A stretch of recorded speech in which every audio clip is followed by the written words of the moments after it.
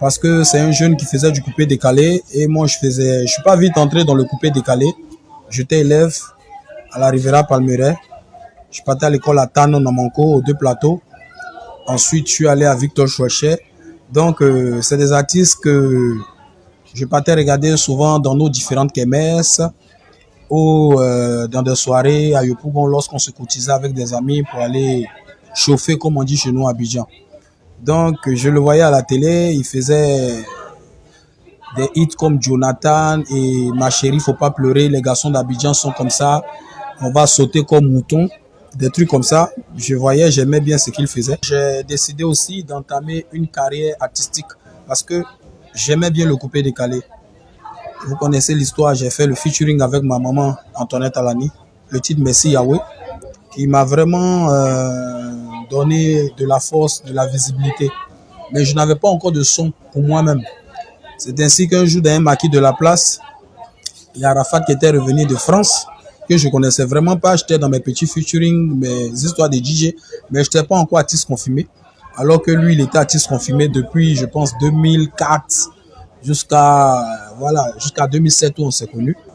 Et assis dans le maquis, les DJ l'annonçaient, la présence de DJ Arafat depuis Paris, DJ Rodrigue qui viennent d'arriver de France, tout ça, nous on les regardait parce qu'on ne connaissait pas encore la route de la France et le chemin du succès. Donc c'était plaisant de voir des jeunes comme nous qui avaient vite commencé le mouvement et qui avaient déjà du succès. Et là, le DJ m'a annoncé aussi qu'il y a la présence de DJ Kejivara, un petit qui va bientôt faire mal dans le pays. Arafat a demandé au DJ, mais qui est le Kejivara?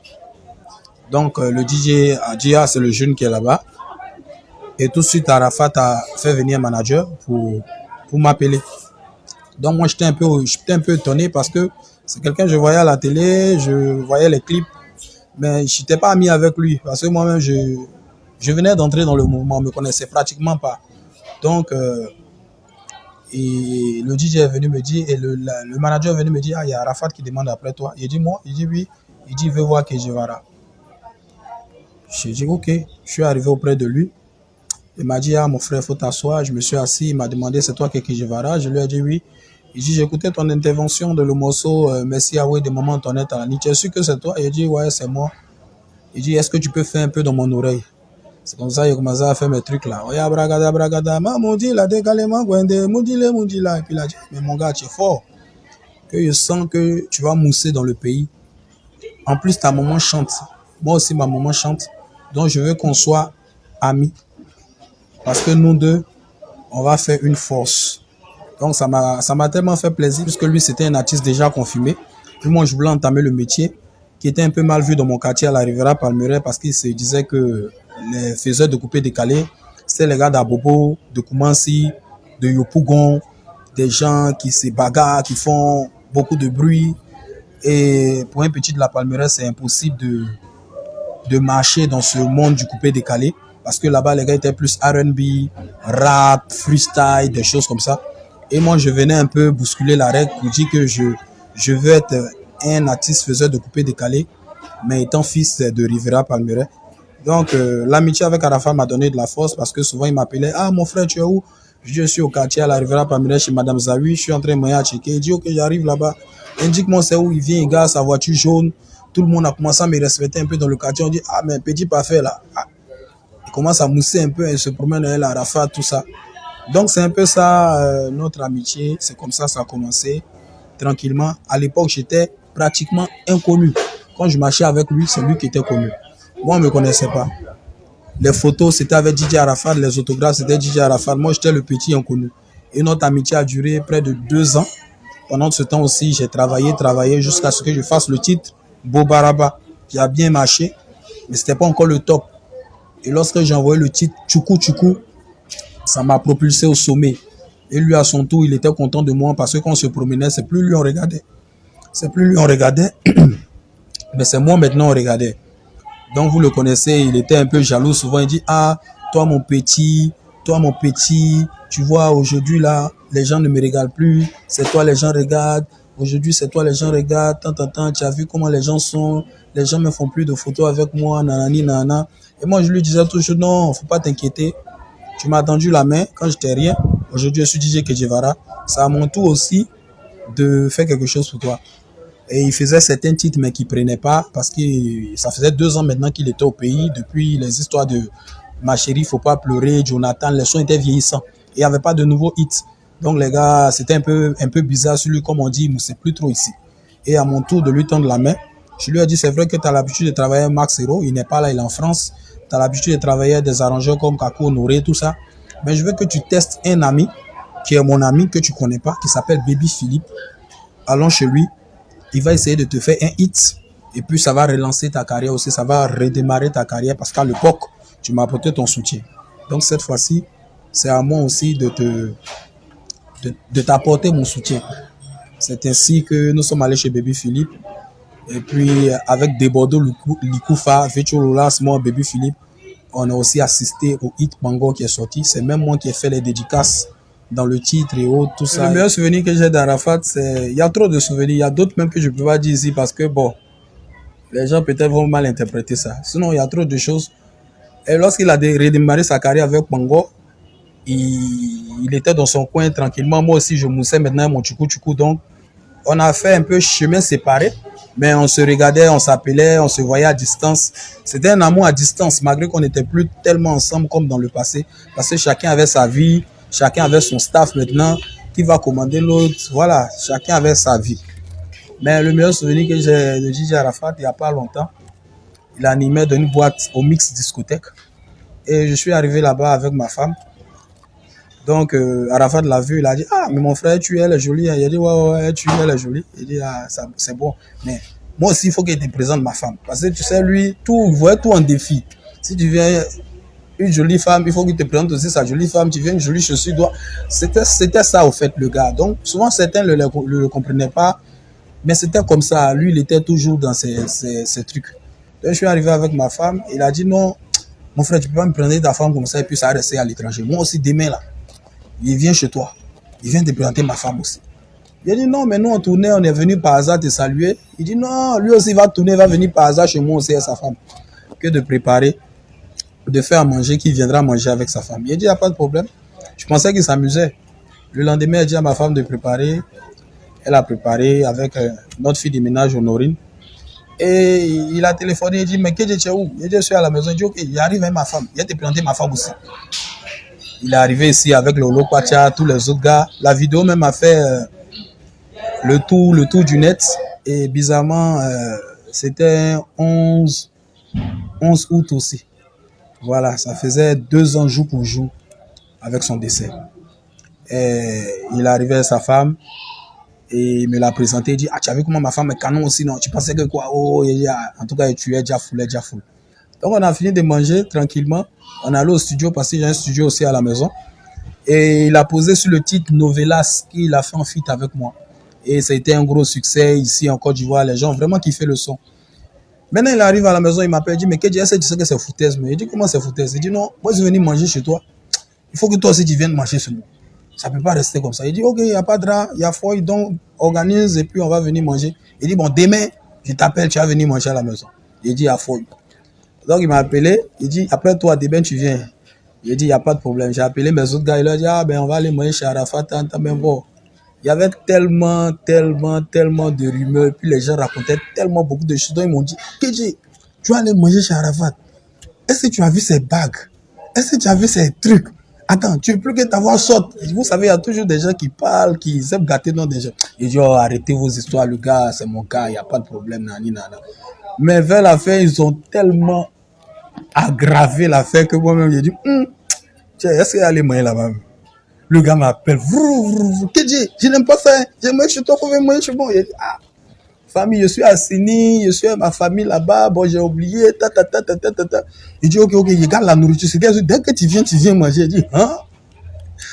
Il est chaud aujourd'hui là, ça a chauffé. Et il y avait l'anniversaire de Radio Jam. J'étais là-bas aussi, il a vu ma voiture. Il est venu garer à côté de moi comme ça. Il voit Arafat Boker, bon, il dit, mais tu vas savoir qu'il n'était pas assigné. Il a lancé mon numéro. Ça sort Arafat. Je me suis abaissé dans la voiture tout ce bon fou. J'ai mis mon portable sur silence. Il dit, tu es au palais de la culture, je sais que tu es au palais. Puis, dès que ça finit, on s'en va à la maison. Il ne laisse pas pour moi. Il ne répond pas. Il allait prester. Il a fini de prester. Il est parti. Après, je suis allé prester. Et puis, je suis parti à la maison. Il m'a rappelé. J'ai appelé. J'ai dit, non, je suis pas au palais de la culture. En fait, c'est MC1 qui est au palais de la culture. Comme MC1 utilise souvent ma voiture. Donc, c'est lui qui a pris... à l'époque, je ne sais pas s'il y avait une Range Rover là. C'est lui qui a pris ma Range Rover pour aller prester. Donc il a dit, ah mon frère, donc tu viens quand? Il dit, non, t'inquiète, je viens, il ne faut pas t'inquiéter. Donc je ne suis pas arrivé jusqu'à 4 heures du matin. Il était dans un bar. Et puis mes amis m'ont appelé pour dire, ah mais Kedje, tu viens au niveau? Non, il était au niveau. Il a dit, ouais, il a fait un tour vers 4 heures là-bas. Donc Arafat était sur le point de partir à la maison. Et puis lui on dit, ah, il y a Kedje Vara même qui arrive. Il s'est retourné en même temps. Il s'est assis. Donc moi j'ai tardé à venir, mes gars encore m'appellent. Mais tu viens pas au niveau depuis là. Il y a Arafat même qui est là, où il était prêt à sortir. Il m'a dit, il y a Arafat même qui est là, qui t'attend. Il dit, hein? Il m'attend. Ah, c'était chaud, hein. Donc lui a dit, bah, ça là, je vais faire comment? Mais il dit, me dit, mais t'attends pourquoi? Il dit, mais c'est un moment de nourriture là. Il dit, ah, mais il a mis nourriture là dans le coffre de voiture là, ou bien? Mais ça là, on fait comment? Il dit, bah, tu vas allons manger ça. Il dit, non. Ça là, on attend un peu, on voit clair dans la fête, les gens pas trop des bagues. Il dit, bon, ça a chauffé. Je ne suis plus allé. Vers 6 heures du matin, je suis à la maison ici, j'entends vroom. Ma femme dit, ah, c'est qui ça? Et donc, il y a un ami qui était là, qui voulait me frayer. Il dit, non, non, c'est Arafat qui est dehors là, il a venu la nourriture là, tu vas manger ça ici en même temps. Donc, tout le monde est tombé, c'était vraiment. Et puis après, bon, c'est passé quoi, il m'a appelé, il dit, toi, Kedje, c'est que les gens ont gâté mon nom chez toi, il sait ça, à cause de ça, tu as. Il dit, non, c'est pas ça. Il dit, non, dame, c'est que je suis t'inquiète, on va reprogrammer. Par rapport à son décès, ça a été vraiment un choc, parce que j'étais en prestation à San Pedro, au COE Festival d'Éric Patron. Il y avait plusieurs artistes là-bas, des gars du coupé décalé comme du Zouglou. Et j'ai vu sur le net qu'il avait fait un accident. Bon, comme il avait l'habitude de faire des accidents, on s'était dit c'est rien de grave.